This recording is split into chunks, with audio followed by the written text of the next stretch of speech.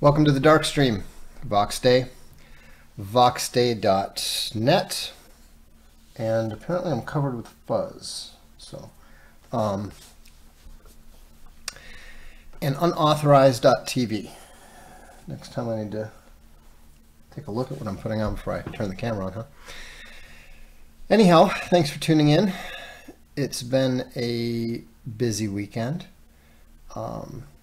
Working on a lot of stuff. If you've been around the blog, then you've probably seen that Alt Hero Q and Midnight's War are now available for order, the retail versions.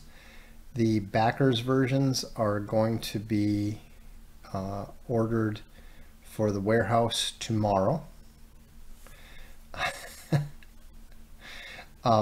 What happened to the collar? I ran out.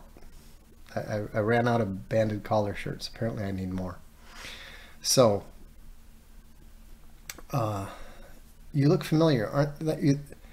Hey, I am not apologetic at all about my relative dearth of live streaming lately. We've been incredibly busy.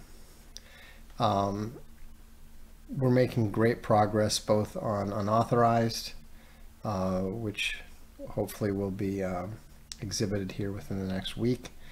ArcTunes, we've managed to get that one rolling again. And we've just released 6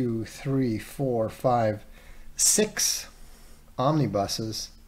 6 comics omnibuses in the last week, so that's what, can't really count them separately because hardcover and paperback you can do, but still that's 404 pages of comics that we've been able to get into print in the last week. There's a limited number of hours in the day, and the big thing that we're working on, of course, is the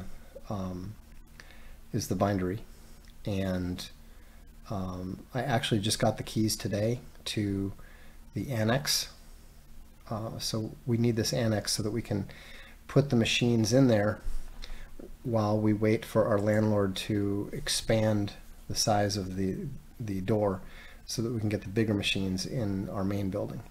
But the really remarkable thing that happened today, and I was astonished. I'd been told by our goat skin supplier that he had some really good sheepskin that, if purchased in bulk, was quite economical. And so I was a little bit skeptical that it was going to be a quality that could work for us. Anyhow, I asked him, I said, well, when you're doing the next goat skin dyes, would you throw in some of the stuff? We don't care what color it is, just so we can test it out. He said, sure. And he sends us a bunch of cowhide and goat skins that we didn't need. It's nice to have, but we didn't need it. So I call him up. I'm like, hey, thanks for the hides, but which one of these is the sheepskin? Because we can't find anything that looks different than we know. He's like, oh yeah, I forgot to send you that. I'll FedEx it to you right away. So, okay, I mean, this is literally, day before yesterday. Actually it was yesterday. So I go up to the bindery and I talk to our bookbinder, and he hands me a book and it looks good. I was like, oh, you made one with the goat skin. He's like, no, this is with the sheepskin. I said, no, remember there wasn't any sheepskin in it. He said, yeah, I know. and keep in mind, this is like 3 o'clock. Maybe it's like 2:30. He's like, no, the sheepskin came in this morning. And so I went and made a couple cases and stamped this one, and here's the book, and it's actually really good. So anyhow, what may be possible, maybe, is it might turn out that the sheepskin is actually more economical than the inexpensive Italian cowhide that we've been using. And so I'm not sure. We'll have to, there's complicating factors. We have to figure out what can be cut and so forth. But, we're really on the verge of significantly upping our leather book game. And of course, this is at our place, which means that we can do smaller quantities. We can do the comics. We can do a lot of stuff. We're actually, now that Midnight's War is done, we're actually pretty close to being able to do the leather-bound Midnight's Wars. So that's pretty cool. Anyhow, in other news, I believe it's been announced, but it looks like some of the legend Chuck Dixon's books are going to be appearing in film. And so that's really great. The team that he's working is about as unconverged as they get in Hollywood. I have no idea whether this has been publicly announced, so I'm not going to mention any names or anything, but this is really good. And who knows? Maybe we'll actually get to make some use of that Rebels Run script one of these days. We'll see. Not really on the short list of things to focus on. Obviously, we got plenty to do. But one thing I have been doing is reading, and I have to say that I read one of the best books I've ever read. I liked it so much that I immediately started trying to contact the publisher to see if we can get the rights to do it in leather. And it's by a Japanese author named Riku Onda. And I have to say that it's one of the best books about music that I've ever read. It's a very simple book. It's just a book about a piano competition. It's like 300 and it's nearly 400 pages. And you wouldn't think that a book like that would be so interesting or so absorbing. I mean, nothing happens throughout the entire book, the thing is, the woman has written some fairly complicated murder mysteries in the past. So the whole time you're reading it, you're kind of thinking, okay, is this going to work in? Is somebody going to get murdered here at some point? The deeper into it you get, you're like, okay, that would be a surprise. It would completely be a major twist to this book if something happens at this point. But it's really just about music. And in retrospect, what I realized is that she's probably very influenced by a famous Japanese novel that was written by one of the great Japanese novelists about a Go tournament. That's all it's about. It's just the Go tournament and the stresses that it places on the players. And in this case, there's more than two people. It's a big major piano tournament, contest, whatever you want to call it. But what I really appreciated about it is that it's one of the very few books that I felt does a reasonable job of helping explain to the reader what it's like to perform.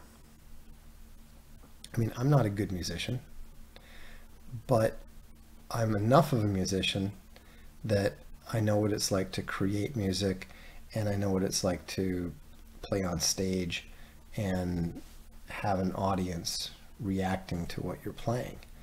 And it's something that's difficult to describe, difficult to put into words, and most of the writers who have tried, even very good writers who have tried, just get the whole thing fundamentally wrong. In terms of simply not understanding the sort of experiences and the sort of emotions that you're feeling when you're on stage, when you're performing, and so forth. And so it was kind of interesting to see how she portrayed some of the different pianists, because it's all about concert pianists.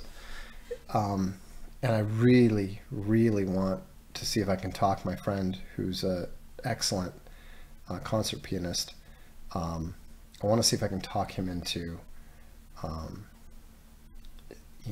reading it, because I'm very curious to see if my perception is at all similar to his. And I think it'd be very interesting to see if he felt that it resonated with him at all, or if he just got it, if she just got it wrong, and a genuine concert pianist, a genuine talent at that level feels like it's in harmony with his own experiences, or whether it's just something that a much lesser experience might relate. Oh yeah, I forgot to mention the name. Honeybees and Distant Thunder. And obviously, it's a novel. It's exaggerated in some forms. I mean, there's no way that I mean, she even portrays it as an unusual year. It's a tournament that takes place every year.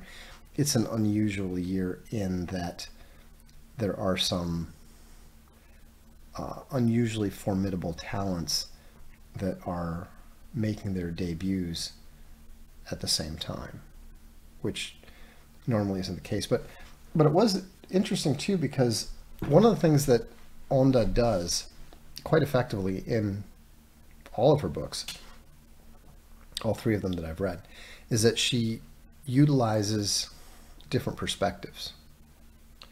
But unlike A Sea of Skulls and A Throne of Bones, where you've also got multiple perspectives, in those stories you're telling a much bigger story from widely disparate perspectives, set in different places, different times, and so you're using the different lenses, the different perspectives, to show this broad sweeping expanse. And what Onda does is she uses the different perspectives to look at the same events repeatedly. In the Awasawa murders, or Osawa murders, I can't remember the name exactly. That was her first book, and it was the one that kind of made her name. And she's writing about this terrible event that took place one day, and she hits it from probably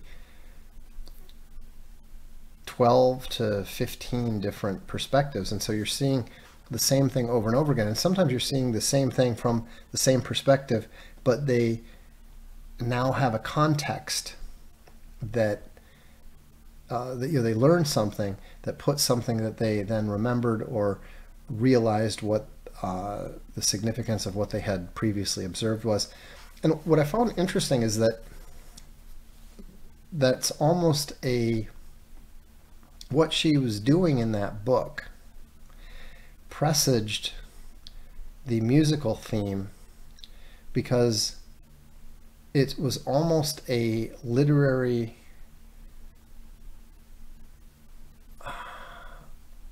it was doing with words what you will hear musicians do with notes when they're repeating a theme with variations over and over. She's basically writing literary variations in this earlier novel, and then she's taking a similar approach when she's writing about music. And I was interested enough after reading the book to look into her background a little bit, and sure enough, it turned out that she was actually is actually a fairly accomplished pianist with some musical training and a lifelong musical interest. You know, it's always interesting to me how, you know, the world kind of divides itself into the musically aware and the musically unaware. Now, that doesn't mean whether you like music or not. Most musically unaware people like music, but and you don't have to be very talented, very able to play anything or sing anything to be aware of it in a way that most people aren't. You know, what I mean by that is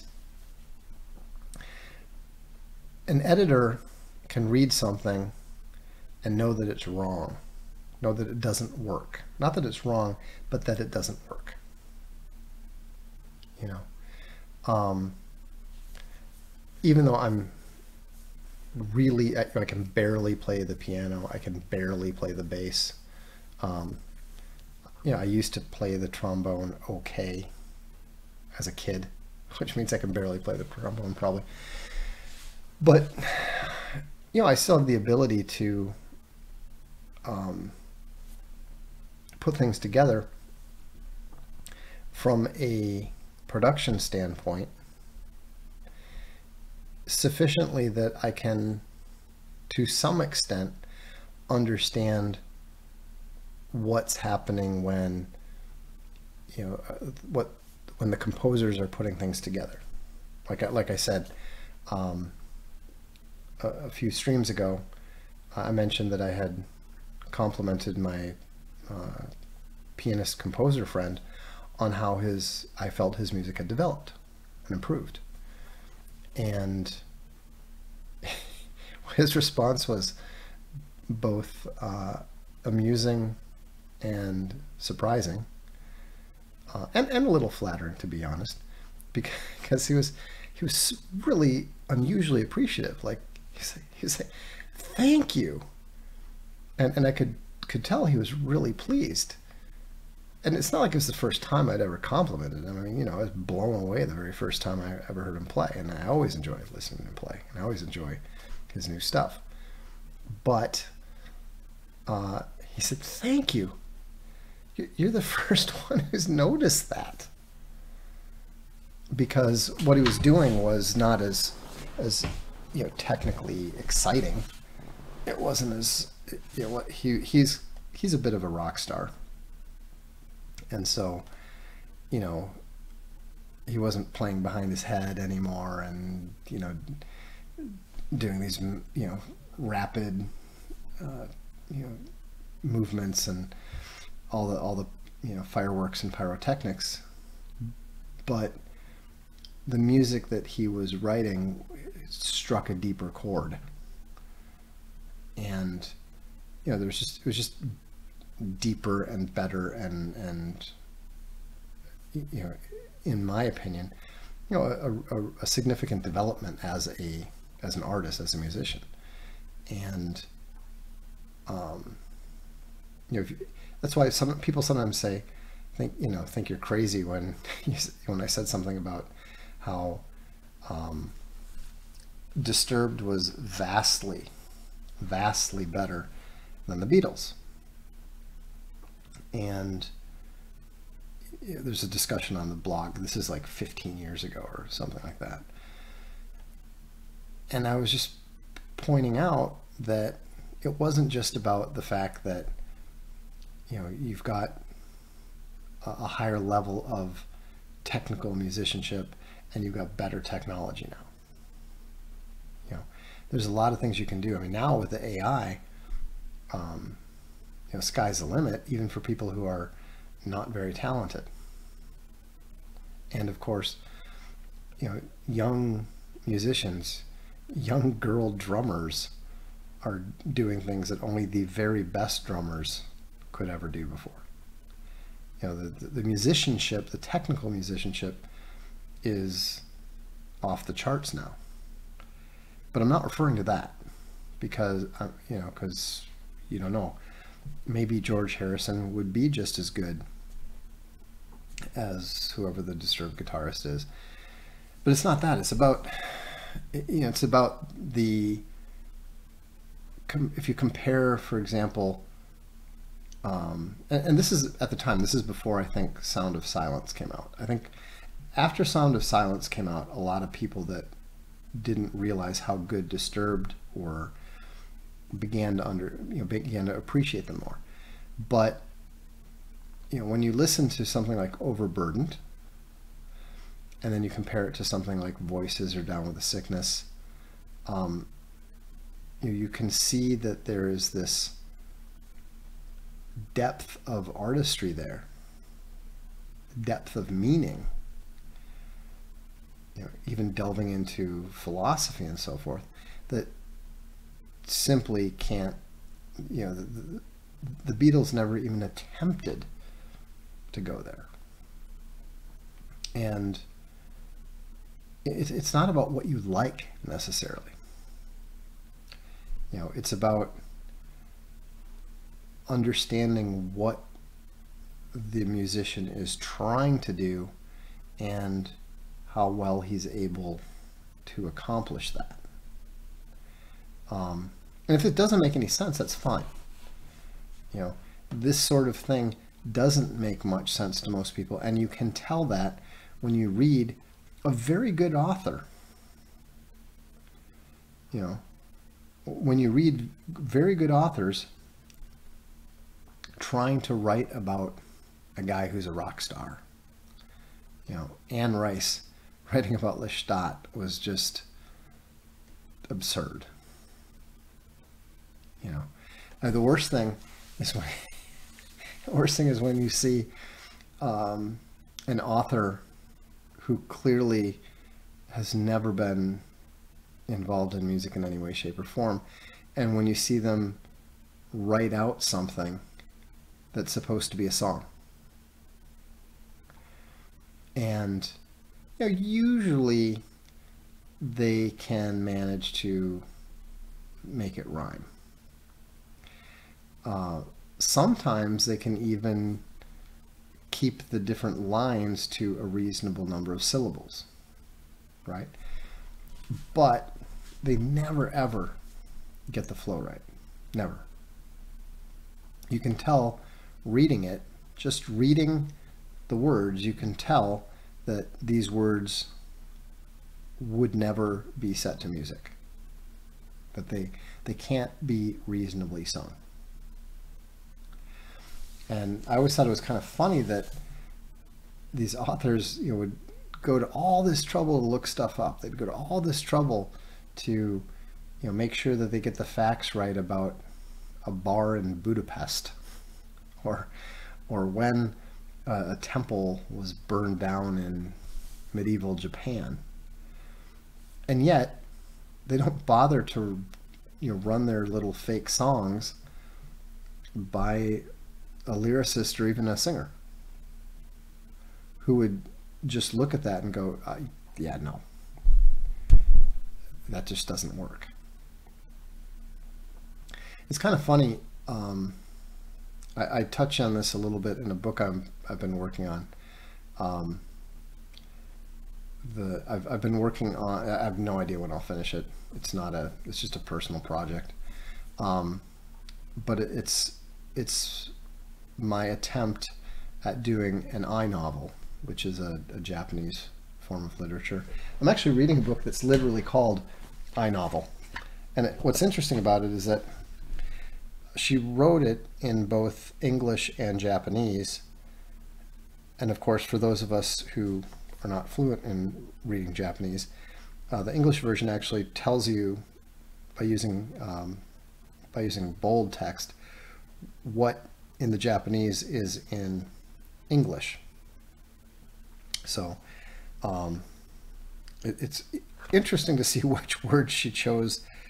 You know, antique shops and thrift shops are in English, but Salvation Army is not. Okay.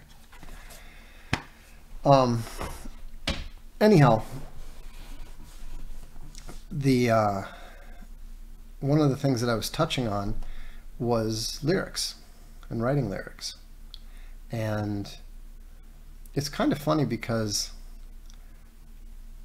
you know, Wax Trax loved the lyrics that I wrote for Psychosonic, the first album, you know, so much that they said, you know, we have to make sure that we put all the lyrics in the CD container. But you know, looking back, you know, it's embarrassing at how just amateurish they were, how poorly a lot of them tended to flow. But on the other hand, what's also interesting is how much harder it is to write music, to do songs and stuff when you know what you're doing. There's a reason why so much music is produced by people in their early 20s. They just do it. They don't. They're maybe a little less aware of the possibilities, and so they just do whatever they do and they get it done quickly.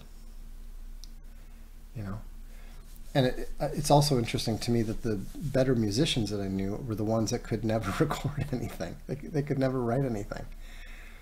I think probably now I think I better understand why. I think it's because when you've got the ability to do anything, you don't know what to do. There's no reason why you should do A instead of B. You know, unless you have some sort of burning need to perform on stage, or, you know, work out some personal heartache or deal with your psychological scars or something, you just don't necessarily have much to say. And then as you get older, so much of what you have to say just seems so either excessively personal, excessively political, or pointless. You know, whereas when you're younger, everything's new, everything's much more urgent and important. Yeah. It's the same reason I think that you know, they send young men to war. They're the only ones who are focused enough to be unaware of all the bad things that can happen. You know, I don't know. It's just they're just observations. Not there's no.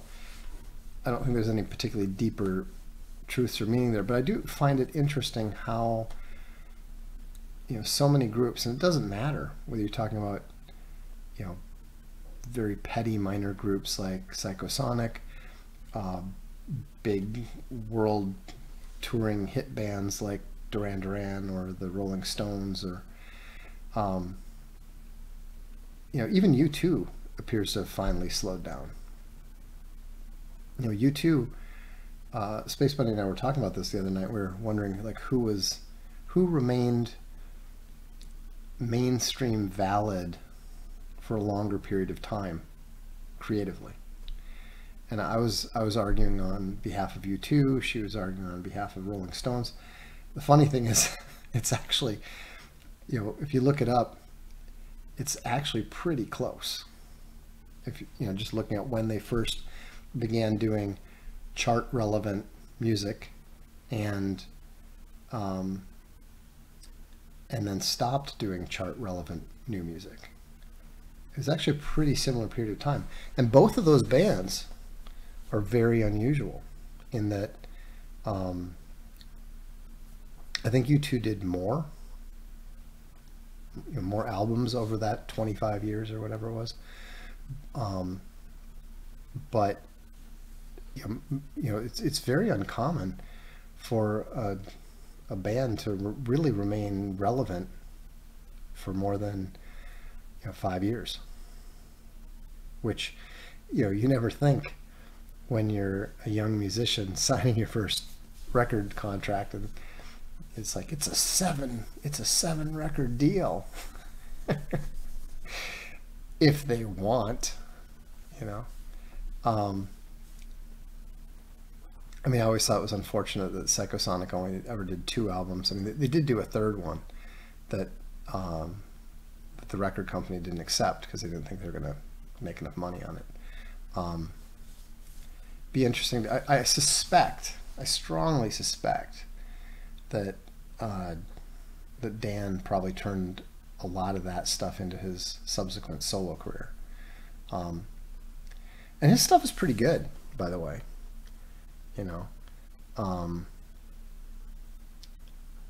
It's very Psychosonic, but it's very Dan Psychosonic. It's not like the whole band.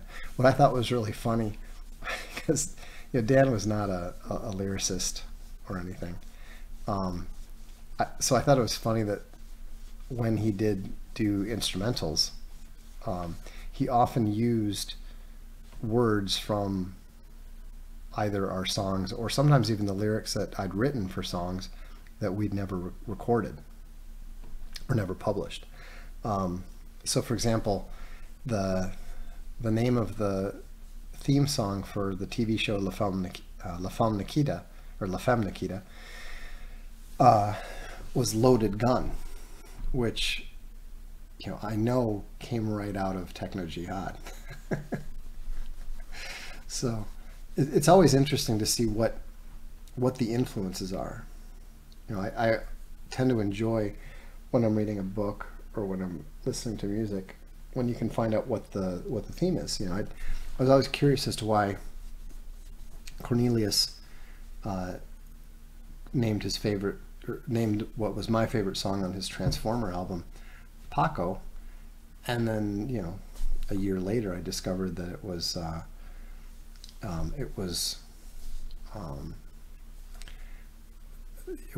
in honor of the great Spanish guitarist. Is the Psychosonic song Breathing Room from your era? I don't think so. I don't know. Which is that off of? Is that off of Unlearn? Or is that one of the Mortal Kombat songs? See, the thing is, there isn't really an era per se, because first of all, Wikipedia, as you know, can't be trusted. Mike and I were both involved all the way through the Unlearn recording. We didn't leave the band until after it was done, but we were not very involved with it at all because we didn't like the direction. So, but if all you have to do is listen to the lyrics to know who wrote some of them. And the thing is, I didn't even know sometimes what, because I would write sheets and sheets of lyrics and give them to Paul, and Paul might Paul might take a line and switch it around, just because it worked better. Yeah, I was going to say Breathing Room. That sounded like it was long. If it's an instrumental, yeah, that was my era. I mean, the only era that I was totally uninvolved with was when the third album that TBT rejected. But this is the thing. Even though I wasn't involved in that at all, they were almost certainly using some of the lyric sheets that I'd written. And the reason that I know that is because like for example, Sunyata, which Paul released with a friend under the name of Basic Pleasure Model, was actually a song that he and I recorded. Dan and Mike weren't even involved with that one. He and I recorded that in between the first album and the Unlearn stuff, but for whatever reason, it was not for whatever reason. It was mostly Dan didn't want that. You know, Dan really took over. It was kind of funny because the first album is mostly Paul and I with Dan bringing stuff in, and then the second album is mostly Paul stepping back, Mike and I almost stepping out entirely, and Dan basically doing what he wanted to do at the time. But then Paul coming back in and helping produce it and giving it that much more lush sort of sound. So, yeah, let me see if I can find. I'm going to show you this one. This is like this is kind of interesting. This is like something that a tune that I quite like that Dan put together. Let me see if I can find it.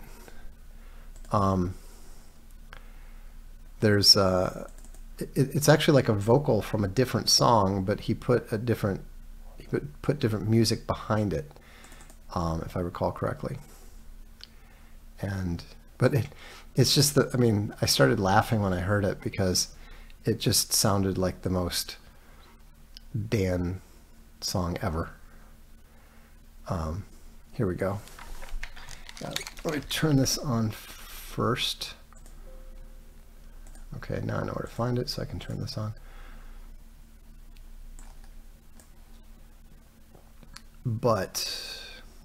And then what I'll do is I'll play a little bit of this, and then I'll play a little bit of one of Paul's things, and you can hear the total difference between them. So let's see here.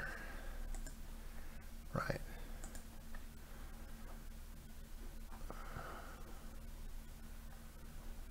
Oops. There we go.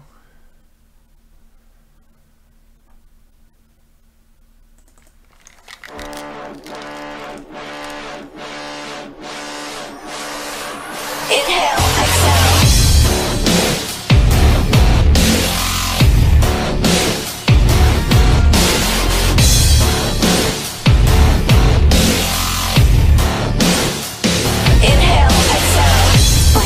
My bottom lip to remind myself I'm in fact something so delectable. Am I dreaming? Am I sleeping? Am I breathing still?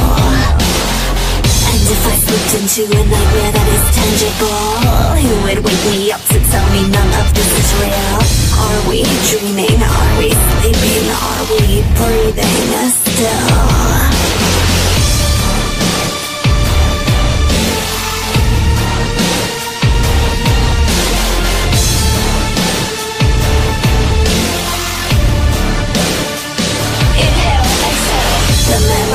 Make the room spin like a carousel.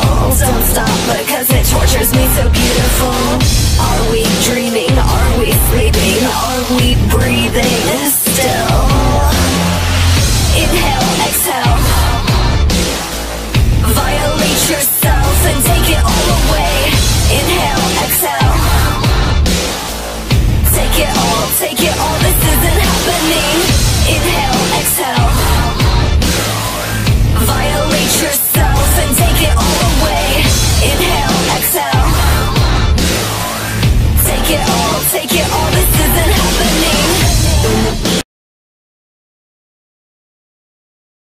Anyhow, you get the idea. It's what was so funny was that you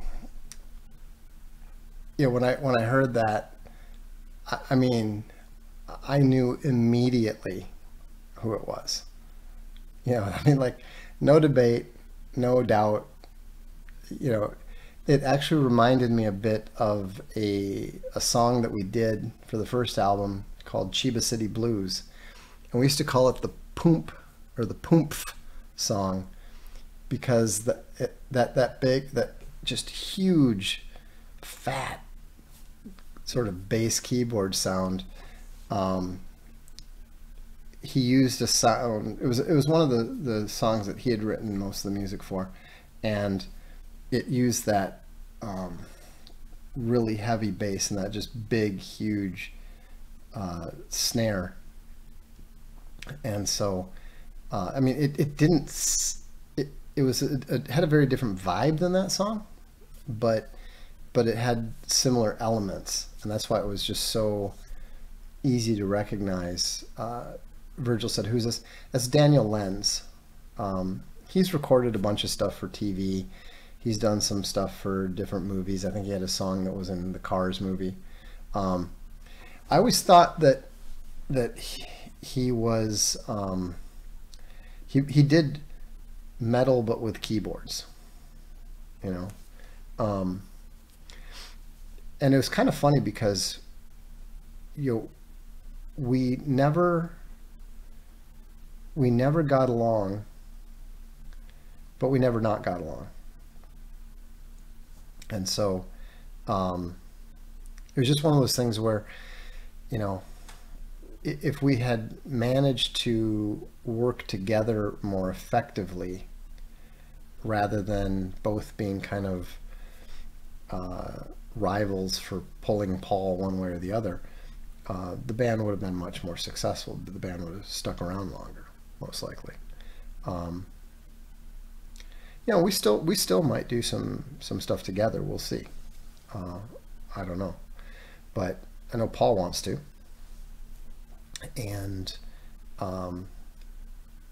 so anyhow, that's the kind of thing that Dan would do on his own. Now, you've heard me play this one before, I know, but let's might as well fire it up just as long as we're at it, huh? Let me see here.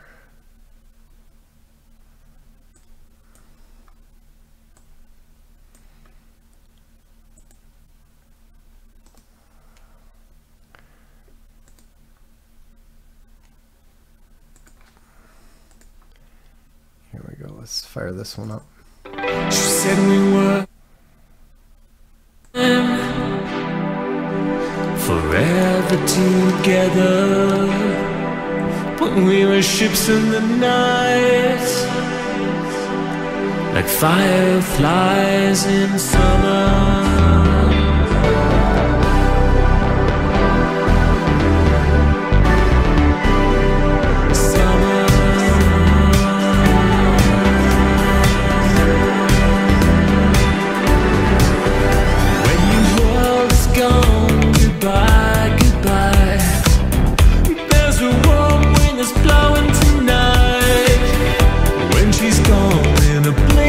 An eye, I'm leaving that world behind because it's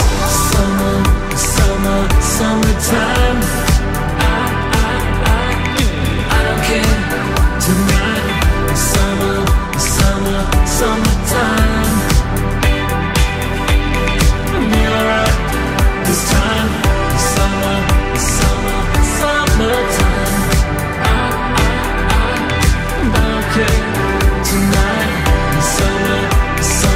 Summertime. I don't care tonight, no.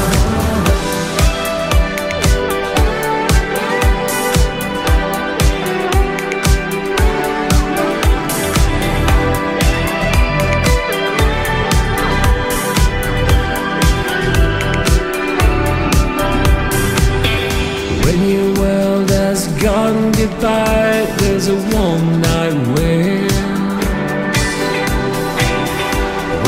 Gone in a blink of an eye, there's a whole world outside. In this life we're like fireflies, there's a glowing light shining tonight. And now I'm flying into the flame of Valentine's. When your world has gone goodbye, there's a warm blowing tonight. When she's gone in a blink of an eye. 'cause it's summertime. Yeah, so that was, you can hear the difference between the two. I mean, you can hear the totally different vibes that they did. And so if you go back and you listen to the old Psychosonic stuff, you can very, very easily see. In fact, you can almost certainly identify who was the instrumental lead on one song versus another. You know, we actually tended to refer to them as, oh, that's a Paul song, that's a Dan song, you know. And you know, you just have to kind of try to fit the vibe. Like sometimes the lyrics would come first, and you know, sometimes things got completely spun around. I mean, for example, in the lyrics to Silicon Jesus, that was actually supposed to be a song called Digital Disbeliever, and the Digital Disbeliever lines were going to be the chorus lines. When I wrote out the song, the first two lines of the first verse were the chorus, and Paul just said, no, Silicon Jesus should be the chorus. Put you know, Digital Disbeliever there. So Kajia says, same for Blue Oyster Cult. It's fun to see which song is more Eric Bloom and which is Buck Dharma. Yeah, I mean, the ideal is, you know, everybody puts in their, puts in their 2 cents. And, you know, that's one of the things that unfortunately I think a lot of young musicians don't understand, especially these days, now that you can do everything yourself with the electronics and that sort of thing, is, and you know, we see it all the time. I mean, even in collaborations and stuff like Booster Patrol, you know, people are sometimes wanting to do this and that when maybe they shouldn't, or not, you know, putting too much effort here, not enough there. It is tough to balance various creative forces. I think the name of the first song is called Violate Yourself. If you look that up, if you look up Daniel Lenz, Violate Yourself, I think that you'll find that on YouTube somewhere, would be my guess.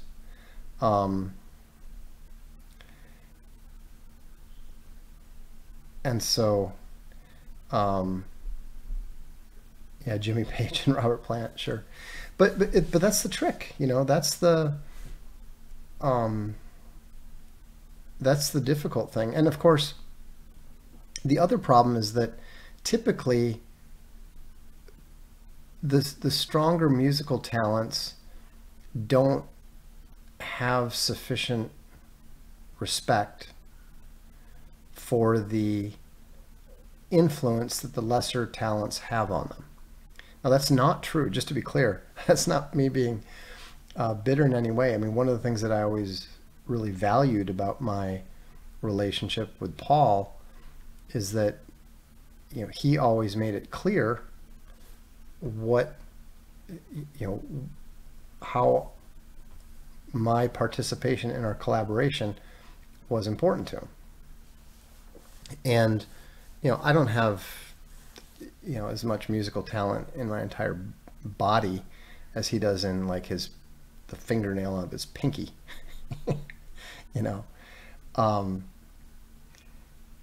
But the thing is, it's about that problem of somebody who can do anything doesn't really have any, if he doesn't have a particular reason to do something, you know, it tends to either go off into technical pyrotechnics, which is always uninteresting to most people, or it just ends up being this sort of bland, pointless, you know. Paul always kind of struggled with not just going off into lush chord la la land, you know. I mean, he could literally spend 20 minutes just playing these beautiful, thick, lush chords. And it was worth listening to. It sounded good, but it didn't go anywhere. There's nothing to it. The second song was called Summertime by Paul Sebastian. I think you can find it on Spotify. So it's a really good song. I mean, it's an excellent song. A little too long. At some point he'll probably re-record it and tweak the lyrics a little bit. I've already sent him my notes.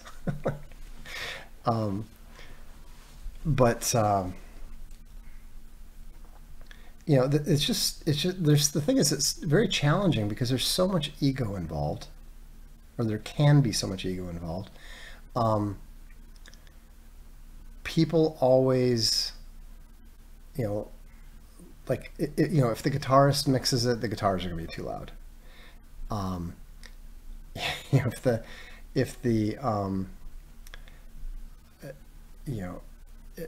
Whoever mixes it is almost invariably going to turn their own voice up in the mix a little bit too loud.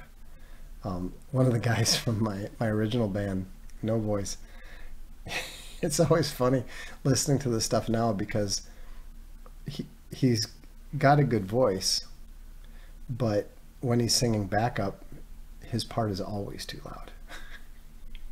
I mean, it's invariable. And, that's just how it works. It's just one of the things that you have to, try to be aware of. And it's interesting how, there's different talents. Like, for example, if you look at two very significant talents and compare them, Prince versus George Michael, for example, Prince's lyrics and stuff were generally better, more interesting. If you compare, they both, of course, were more than a bit obsessed with sex in some form, right? But Prince would tell a story. He would utilize metaphors.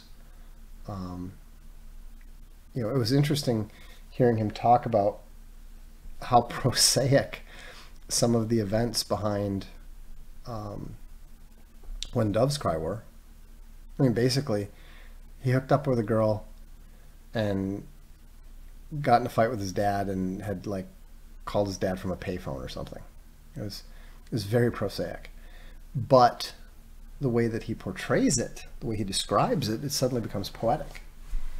And whereas George Michael, even though his songs and his lyrics were all very, very, very prosaic, the one thing that George Michael really had was flow. Prince would occasionally get awkward. He occasionally would get hung up on trying to get a concept across too much, whereas George Michael always focused on making sure that the lyrics flowed flawlessly. Yeah, Pretty Red Corvette. It's Little Red Corvette, which is probably one of my all-time favorite Prince songs, but apparently it was actually a pink Thunderbird, and it belonged to one of his longtime female producers. Again, he could take a very basic, prosaic event, driving off and parking with Vanity somewhere, and he turns it into this musical masterpiece. And of course, since it's Prince, it's a bit vulgar, but that does that, and we're just talking about pop music here. If we're talking about the classicals, and that's where, to go back to the book Honeybees and Distant Thunder, that's where it gets really interesting, because I start talking about Rachmaninoff and was it Profikiev? I can't remember how to pronounce that, but Brahms, and the way that the pianists have to kind of match their abilities and their musical stylings to the pieces by the various composers. And so it's really because once you get to that level, you're getting to the point where most people can't even follow it.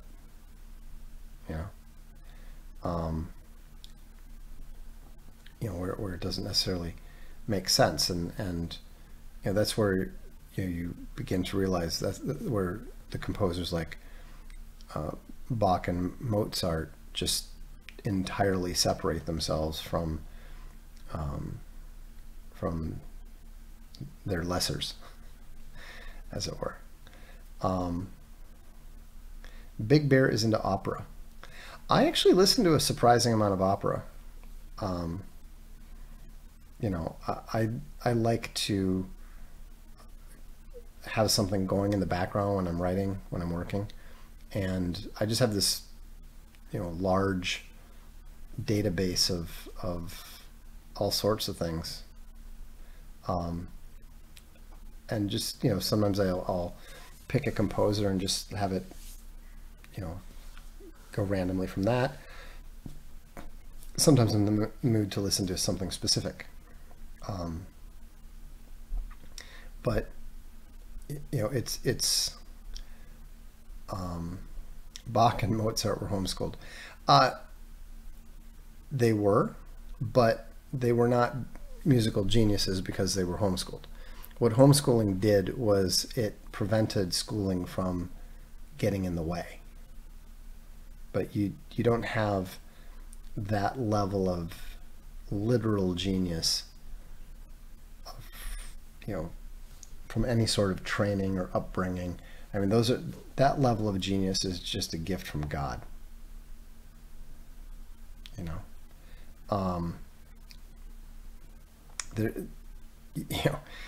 You just either have it or you don't, and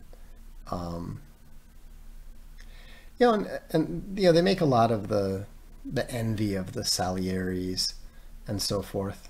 One thing I really liked about Honeybees and Distant Thunder is that there's one character in particular who understands his place. He knows that he can't ever even begin to approach the level of the genuine geniuses. But he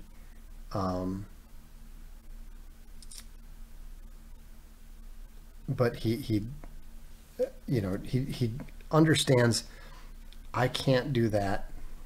I appreciate that. I admire that, but I don't envy it, because I'm content with what I have. And that's kind of how I feel. When I was younger,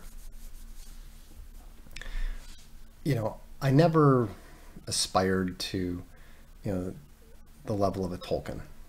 I mean, he was just so deep and so beyond what I felt could reasonably be accomplished, But I did think, wrongly, that I might be able to get to the level of an Umberto Eco, and I was wrong. I just, my one attempt to do something that was, could have been considered, that was aiming at doing something like that was Summa Helvetica. Completely failed. Completely. But it turned out to be a good little book, don't get me wrong, and it set the stage for the epic fantasy, the Arts of Dark and Light. But, you know, but then when I read the George Martin stuff and I saw how much people liked George Martin, I realized, no, that I can actually do. You know, that, yeah, because Martin is a decent storyteller. He's a good storyteller. But he's limited by a number of things, and he also, you know, he tends to overuse his literary tricks. You know, honestly, I think some of his best writing is in the, some of his best writing is like just that opening scene in the whole series. You know, it really does draw you in. Time will tell, Box. Well, yeah, I'm not done yet, but I know who I am. I know what I am. You know, the big irony is that if you compare my nonfiction to Echo's nonfiction, my nonfiction might be better, especially after the SSH book comes out. It might actually be more significant over time than the stuff that he wrote on beauty, and you know, he didn't really have that much to say, which is interesting because he said a lot.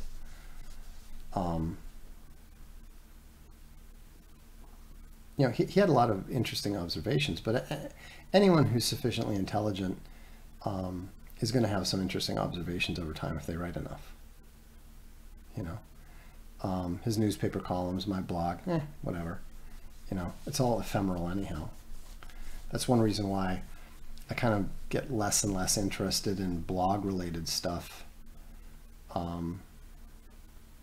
Just because the ephemerality of it, you know, and I don't mean I get less and less interested in writing blog-related stuff. I get less and less interested in commenting on current events. You know, I just don't care. You know, I read my old columns for WorldNet Daily, and I don't care. And I don't know why anyone would care about probably 80% of them. Who cares? I mean, they might be useful from a historical perspective, talking about, you know, whether George Bush is going to get nominated. Who cares now? You know, that's why you're probably not going to see a lot of writing on the 2024 election. Etherstar says, people still read H.L. Mencken and other great commentators. Yeah, but I mean, they read Mencken for his, because it's funny. You know, he's so abrasive. And it's fine. I mean, there's nothing wrong with it. I'm just saying that I'm just talking about what I'm interested in. The fact that people might be interested in reading that in 20 years or 100 years is irrelevant. I don't care. You know, but there are things, you know, there are obviously useful things. Like, for example, I'll put up a post tomorrow. What John Red Eagle and I wrote about declining IQs. You know, we were talking about that, you know, nearly 10 years ago, and now they're coming out and it's in the newspaper. You know, so the fact that we identified it, and you know, now they're still not honest about the reasons. They're like, well, maybe it's global warming. Maybe it's because people are not eating the right food. You know, no, the racial demographic has changed. You know, that's why the national IQs are down. It's not rocket science. But you know, I mean, with Clown World, there's so much inversion and so many lies that who can even follow? You know. So anyhow, let me see if I can find. Let's play one more thing before we go. I'm gonna see if I can find this this old Psychosonic mix. This is one somebody said who did what and on the mixes. This is the one that was actually released to the clubs. and it was done by our producer, and it was let me see if I have it here. I thought I did. Maybe in the library.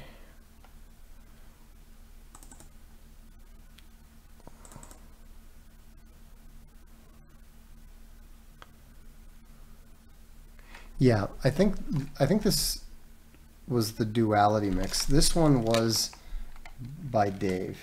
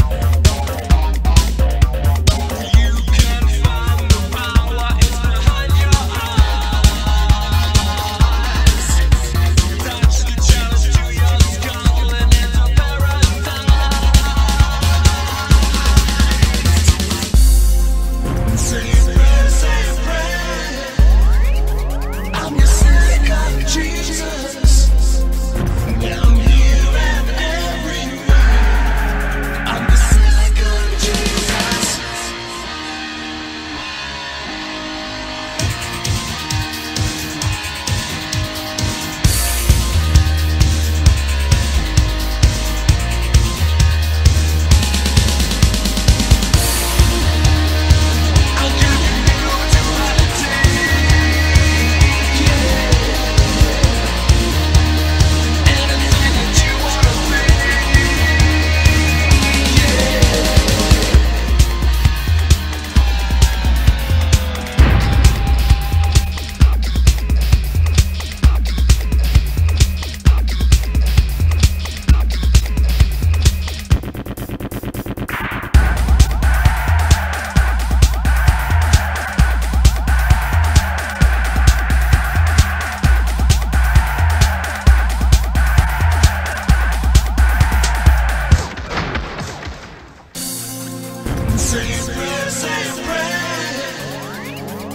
It's like Jesus.